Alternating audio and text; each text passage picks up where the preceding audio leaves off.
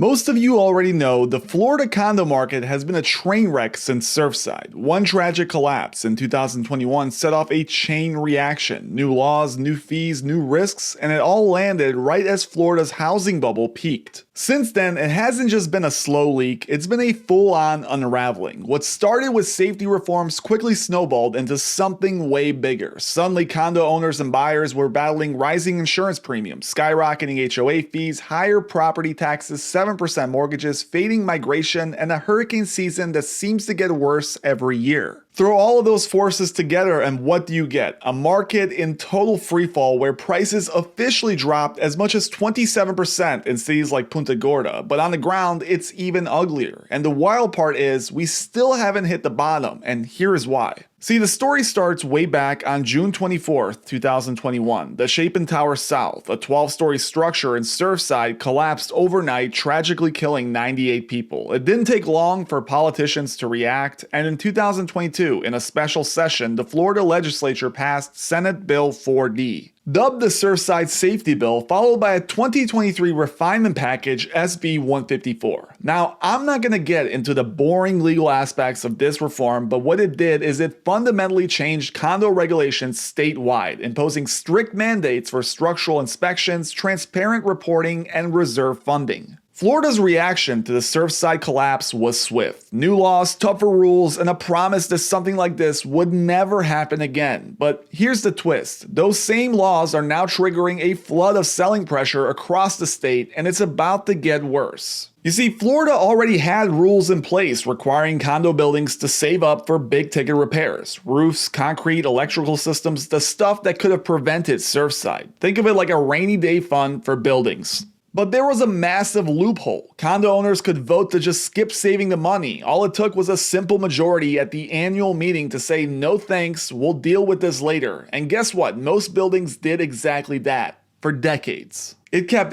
HOA fees low, it kept owners happy, and it left some buildings completely unprepared, like Chapin Tower South, which barely had 7% of the money it needed in reserve, $706,000 saved when they actually needed over $10 million in repairs. Now, with that loophole gone, buildings across Florida are being forced to face the bill, and a lot of owners are heading for the exits. Now, before we get into the next part of this breakdown, I want to show you something I've been going through this month, and it's honestly one of the coolest things I've come across for people who like thinking bigger than day-to-day headlines. It's a book, but not just any book. It's called The Book, The Ultimate Guide to Rebuilding a Civilization, and the best way to describe it is if you had to start over, if you had to rebuild society from scratch, this is the encyclopedia you'd want in your hands. It's 400 pages, 180 topics, and the design is insane. You get everything from how to make glass or paper to the origins of language, medicine, timekeeping, and navigation. It's kind of like an illustrated blueprint for everything humans have figured out so far, and what I like most, it's not dense or academic, it's visually stunning, printed on art paper and made to feel like something you treasure. Personally, this is the kind of thing that sparks hours of conversation. You leave it on your coffee table, someone picks it up, and the next thing you know, you're talking about ancient navigation or how clocks were invented. And here's the crazy part. It's raised over $2.3 million on Kickstarter and Indiegogo, so clearly I'm not the only one who thinks this stuff matters. If you're looking for a Christmas gift that isn't just another sweater or plastic gadget, this is it. It's meaningful, it's beautifully designed, and honestly, it's the kind of thing people keep. If you want to grab a copy, there's a link down below in the description and a QR code on the screen. They're offering a special Christmas discount when you use the promo code MHFIN10. If you're into learning, design, or just thoughtful gifts, I don't think you'll regret it.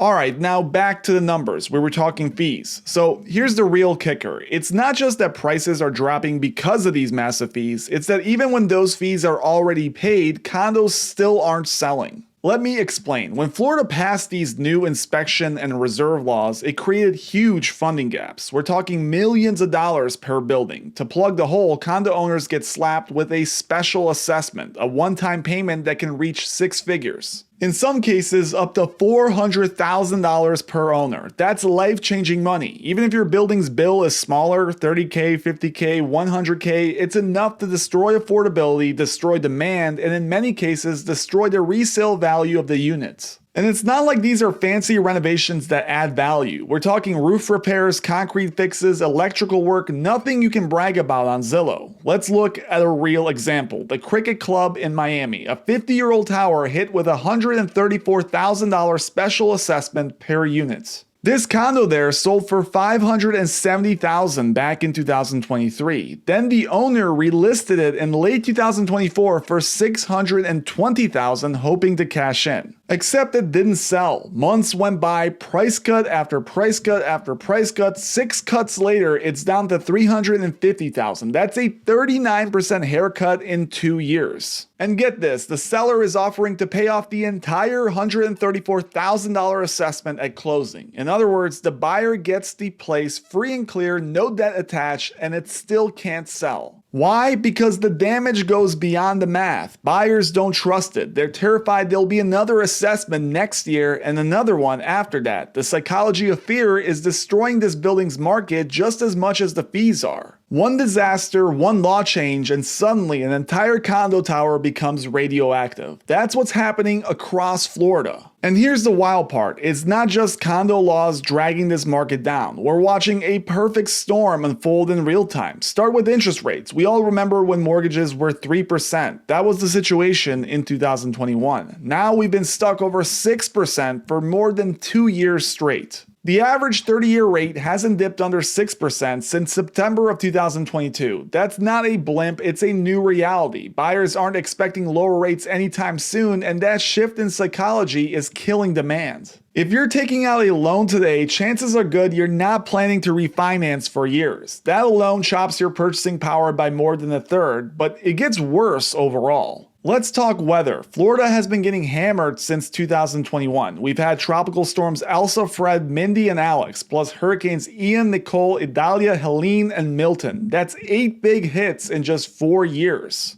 And every one of them has chipped away at the coastline and driven up insurance risk. The result, insurance premiums have gone from bad to insane. The average homeowner in Florida is now paying between $5,000 and $11,000 a year, double the national average. And if you live near the water or in a flood zone, those numbers jump even higher. Imagine paying nearly $1,000 every month just for insurance. That's before your mortgage, HOA, or special assessment kicks in. And finally, you have the migration shift, the one that nobody saw coming. Back in 2020, Florida was the hottest destination in America. Everyone from high-tax coastal states, especially New York, was packing up and heading south. Demand exploded. Prices broke through every ceiling and kept going. For a while, it felt like the party would never end. Fast forward to today, and the music has stopped. Domestic migration has cooled off dramatically since the pandemic peak, and it's not just Americans hitting pause. Foreign buyers, especially Canadians, have all but vanished from the scene. In fact, according to multiple sources, Canadians made up nearly 13% of all real estate transactions in Florida just a few years ago. Now that pipeline has been crushed by growing friction between the US and Canada. Tighter financial rules and political tension. You've got Canadians selling off their units and barely any stepping in to replace them. So let's zoom out and look at this big picture. New condo laws are dropping massive, life-changing special assessments on owners. Interest rates have doubled, insurance premiums are through the roof, and migration is reversing, both domestic and foreign. These forces have all collided into a perfect storm. Yes, the Florida condo market has already taken a beating. Yes, prices have come down. And yes, condos are finally becoming more affordable compared to other places in the country. But here's the uncomfortable truth. We probably haven't hit the bottom yet. With so many headwinds coming together at the same exact time, this market is in a uniquely painful position. Florida isn't just slowing down, it's reversing in real time, while other regions like parts of the Midwest and Northeast are still rising. Thank you guys for watching. As always, please make sure you hit that like and subscribe button if you enjoyed the breakdown, and let me know in the comments if you're a buyer, seller, or owner in Florida. What are you seeing on the ground right now?